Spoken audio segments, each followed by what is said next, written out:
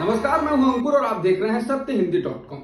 सत्यहिंदी.com को आप लोगों का लगातार भरपूर प्यार मिल रहा है और इसीलिए हम आगे भी बढ़ रहे हैं। अगर आप चाहते हैं कि हम इसी तरीके से आपको सच दिखाते रहें तो आपको एक काम करना होगा और वो है डिस्क्रिप्शन में दिए हुए लिंक पर क्लिक करिए। चलिए अब एक नजर डाल लेते हैं अब तक की सुर्खियों पर। दिल्ली के जहांगीरपुरी में अतिक्रमण हटाए जाने के मामले में गुरुवार को सुप्रीम कोर्ट ने अगले आदेश तक यथास्थिति को बनाए रखने का निर्देश दिया है। मामले में अगली सुनवाई 2 हफ्ते बाद होगी। सुनवाई के दौरान याचिकाकर्ताओं के वकील दुष्यंत दवे ने कहा कि उत्तरी एमसीडी के मेयर ने सुप्रीम कोर्ट के आदेश का पालन करने में देर की। केंद्र सरकार की ओर से पेश हुए सॉलिसिटर जनरल तुषार मेहता ने कहा कि उत्तरी एमसीडी फुटपाथ और सड़कों पर हुए अतिक्रमण को हटाने की कार्रवाई कर रही थी। इससे पहले ऐसी कार्रवाई जनवरी और फरवरी में भी हो चुकी है। उन्होंने कहा कि जहां तक घरों के अतिक्रमण की बात है, इस मामले में नोटिस जारी किए गए थे। याचिकाकर्ताओं के वकील की ओर से कार्रवाई के दौरान एक समुदाय को निशाना बनाने की बात भी कही गई। याचिकाकर्ताओं की ओर से पेश वकील ने कहा कि कार्रवाई एक समुदाय विशेष को निशाना बनाकर की गई है। इसके जवाब में केंद्र सरकार की ओर से पेश हुए सॉलिसिटर जनरल तुषार मेहता ने कहा कि इस तरह के आरोप हैं कि एक समुदाय को निशाना बनाया जा रहा है, ये पूरी तरह गलत है। मध्य प्रदेश के खरगोन में जितने लोगों की संपत्तियों पर कार्रवाई हुई है उसमें से 88 मामले हिंदुओं के हैं। उन्होंने अदालत से कहा कि मध्य प्रदेश में भी 2021 और 2022 में नोटिस जारी किए गए थे। दलीलों को सुनने के बाद जस्टिस राव ने पूछा कि बुधवार को ही कार्रवाई क्या सिर्फ स्टॉल, कुर्सियों, मेज आदि पर ही की गई थी। जस्टिस गवई ने पूछा क्या इसके लिए आपको बुलडोजर की जरूरत थी। जस्टिस गवई ने कहा कि कानून में किसी काम को करने का एक तरीका होता है, ये अपील करने का मौका देता है और इसके लिए कम से कम 5 से 15 दिन का समय दिया जाता है। इस पर सॉलिसिटर जनरल ने कहा कि घरों के बारे में भी नोटिस जारी किए गए थे। जस्टिस राव ने कहा कि हम अतिक्रमण हटाने की कार्रवाई से जुड़ी जानकारियां मांगेंगे और आप भी अपना जवाब दाखिल कीजिए। तब तक बुधवार को जो आदेश दिया गया है वो जारी रहेगा। जहांगीरपुरी मामले में वरिष्ठ अधिवक्ता दुष्यंत दवे ने गुरुवार को सुप्रीम कोर्ट में तर्क दिया कि जहांगीरपुरी में अतिक्रमण विरोधी अभियान पाखंडी था, क्योंकि केवल गरीबों की संपत्ति को निशाना बनाया जाता है और अमीरों और अभिजात वर्ग के अनधिकृत निर्माण के खिलाफ कोई कार्रवाई नहीं की जाती है। दवे ने कहा यदि आप अवैध निर्माण के खिलाफ कार्रवाई करना चाहते हैं तो आप सैनिक फार्म जाइए, गोल्फ लिंक पर जाएं जहां हर दूसरा घर अतिक्रमण करके बनाया गया है। आप उन्हें छूना नहीं चाहते बल्कि गरीब लोगों को निशाना बनाना चाहते हैं। दवे इस्लामिक मौलवियों के संगठन जमीयत उलेमाए हिंद की ओर से पेश हो रहे थे।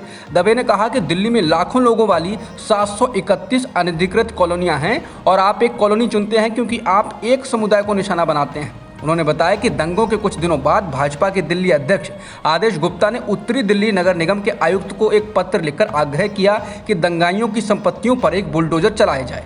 दवे ने पूछा ऐसा कैसे है कि बीजेपी के अध्यक्ष नगर आयुक्त को पत्र लिखकर विध्वंस शुरू करने के लिए कहते हैं और वे उसके अगले दिन विध्वंस शुरू कर देते हैं। दवे ने कहा कि पुलिस और नागरिक प्राधिकरण संविधान से बने हैं, न कि किसी भाजपा नेता द्वारा लिखे गए पत्रों से। जहांगीरपुरी के अतिक्रमण विरोधी अभियान के मामले में सुनवाई करते हुए सुप्रीम कोर्ट ने कहा कि वो देख रहे हैं कि अधिकारियों द्वारा अभियान शुरू करने से पहले उचित प्रक्रिया का पालन किया गया था या नहीं। जस्टिस एल नागेश्वर राव की अध्यक्षता वाली पीठ ने यह भी कहा कि वो अतिक्रमण विरोधी अभियान पर कड़ा रुख अपनाएंगी जो उत्तर एमसीडी के मेयर को आदेश दिए जाने के बाद भी जारी रहा। उन्होंने ये बात याचिकाकर्ताओं के वकील के ये कहने के बाद कही कि उन्होंने मेयर को सुप्रीम कोर्ट के आदेश के बारे में एक व्हाट्सएप संदेश भेजा था, लेकिन उसके बाद भी कार्रवाई जारी रही। सुप्रीम कोर्ट ने आज अगले आदेश तक जहांगीरपुरी में यथास्थिति बनाए रखने का आदेश दिया, लेकिन अन्य राज्यों के लिए इसी तरह के आदेश पारित करने से इनकार कर दिया।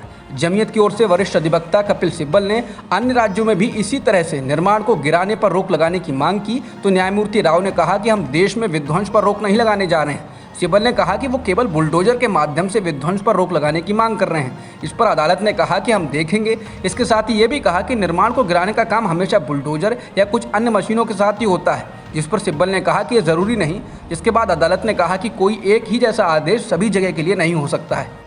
पंजाब पुलिस के द्वारा नोटिस दिए जाने के बाद कांग्रेस नेता अलका लांबा ने कहा कि वो पुलिस के सामने ज़रूर पेश होंगी। अलका लांबा ने गुरुवार को ट्वीट कर कहा कि वो 26 अप्रैल को सुबह 9 बजे एसआईटी के सामने पेश होने के लिए पंजाब के रूपनगर जाएंगी।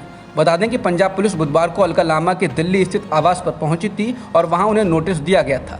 अलका लांबा ने कहा कि वो डरने वालों में से नहीं हैं और उन्होंने जो कुछ भी कहा है उस पर हमेशा अडिग रहेंगी। बता दें कि पंजाब पुलिस बुधवार को अलका लांबा के साथ ही आम आदमी पार्टी के पूर्व नेता कुमार विश्वास के घर पर भी पहुंची थी।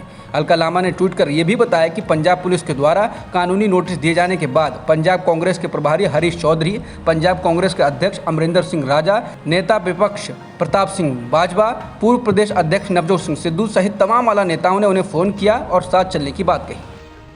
दलित नेता और गुजरात के विधायक जिग्नेश मेवाणी को असम पुलिस ने गिरफ्तार कर लिया है। असम पुलिस ने उनकी गिरफ्तारी गुजरात के पालनपुर से गुरुवार देर रात को की है। उन्हें असम लाया गया है। जिग्नेश मेवाणी राष्ट्रीय दलित अधिकार मंच नाम के राजनीतिक दल के संयोजक भी हैं।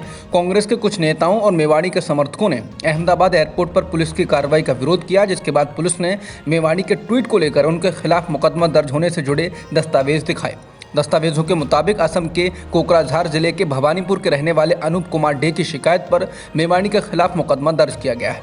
मेवाणी के खिलाफ आपराधिक साजिश रचने सहित कई अन्य धाराओं में मुकदमा दर्ज किया गया है। शिकायतकर्ता ने अपनी शिकायत में कहा कि मेवाणी ने प्रधानमंत्री नरेंद्र मोदी के बारे में लिखा था कि वो नाथूराम गोडसे की पूजा करते हैं और उन्हें ईश्वर मानते हैं। ब्रिटेन के प्रधानमंत्री बोरिस जॉनसन 2 दिन की भारत यात्रा पर आ गए हैं। जॉनसन गुरुवार सुबह गुजरात पहुंचे हैं और देर शाम को वो दिल्ली लौटकर प्रधानमंत्री मोदी से मुलाकात करेंगे। जॉनसन और मोदी के बीच मुक्त व्यापार, ऊर्जा और रक्षा क्षेत्र से जुड़े मुद्दों पर बातचीत हो सकती है। जॉनसन का गुजरात में जोरदार स्वागत किया गया है। जॉनसन का भारत दौरा ऐसे वक्त में हुआ है जब रूस और यूक्रेन के बीच युद्ध जारी है। ब्रिटेन ने यूक्रेन पर हमला करने को लेकर रूस की खुलकर आलोचना की है और उस पर कई तरह के प्रतिबंध लगाए हैं। हाल ही में विमल पान मसाला के विज्ञापन में दिखने वाले अभिनेता अक्षय कुमार ने अब प्रशंसकों से माफ़ी मांगी है। अब अक्षय कुमार ने सोशल मीडिया पर एक लंबे नोट के जरिए माफ़ी मांगते हुए कहा है कि वो इस विज्ञापन से पीछे हट रहे हैं और इससे मिलने वाले पैसों को वे किसी नेक काम के लिए दान देंगे। अक्षय कुमार ने कहा कि जब तक कॉन्ट्रैक्ट रहेगा तब तक ब्रांड विज्ञापन का प्रचार तो करता रहेगा, लेकिन वो खुद को इस विज्ञापन से अलग करते हैं। अभिनेता ने यह भी कहा कि वो भविष्य में किसी भी विज्ञापन का चुनाव करते समय सतर्कता बरतेंगे। बता दें, तंबाकू बेचने वाले ब्रांड के किसी उत्पाद के विज्ञापन को लेकर लोगों ने आपत्ति जताई। वो अक्षय कुमार के पुराने बयानों को लगातार साझा कर रहे हैं, जिसमें अक्षय कुमार कहते हुए सुने जा सकते हैं कि वो इस प्रकार के विज्ञापन नहीं करते हैं जिनके लिए उनको अकूत पैसे का भी ऑफर किया जाता है। रूसी राष्ट्रपति व्लादिमीर पुतिन ने गुरुवार को रूसी सेना को यूक्रेनी बंदरगाह शहर मारिपोल में स्टील प्लांट पर हमला करने की योजना को रद्द करने का आदेश दिया और कहा कि वो चाहते हैं कि इसके बजाय इसे भली भांति बंद करके रखा जाए। पुतिन ने अपने रक्षा मंत्री सर्गेई शोइगु को यह आदेश दिया। उन्होंने पहले पुतिन को बताया था कि 2000 से अधिक यूक्रेनी लड़ाके अभी भी इस विशाल प्लांट में छिपे हुए हैं, जिसमें एक बड़ा अंडरग्राउंड कंपाउंड है। पुतिन ने कहा कि मैं इसके विध्वंस को गैर जरूरी मानता हूं। उन्होंने कहा कि प्लांट पर हमला नहीं करने का उनका निर्णय रूसी सैनिकों के जीवन की रक्षा करने की इच्छा से प्रेरित था। रूस ने बुधवार को नई अंतर महाद्वीपीय बैलिस्टिक मिसाइल यानी कि इंटरकॉन्टिनेंटल बैलिस्टिक मिसाइल का परीक्षण किया, जो परमाणु हथियारों को ले जा सकने में सक्षम है। परीक्षण के बाद रूसी राष्ट्रपति व्लादिमीर पुतिन ने कहा, ये मिसाइल रूस के दुश्मनों को रुककर सोचने पर मजबूर कर देगी। इस मिसाइल के परीक्षण के बाद पुतिन को टीवी पर दिखाया गया, जहां उन्हें सेना ने बताया कि जिस सरमत मिसाइल के परीक्षण का लंबे समय से इंतजार था वो कर दिया गया है। इस मिसाइल को उत्तर पश्चिमी रूस के प्लेसेस्क से दागा गया और ये करीब 6000 किलोमीटर दूर अपने लक्ष्य पर गिरी। पुतिन ने कहा कि फिलहाल दुनिया में इसका कोई जवाब नहीं और आने वाले लंबे समय तक होगा भी नहीं। अब तक की खबरों में इतना ही। बाकी खबरों के लिए बने रहिए सत्यहिंदी.com के साथ।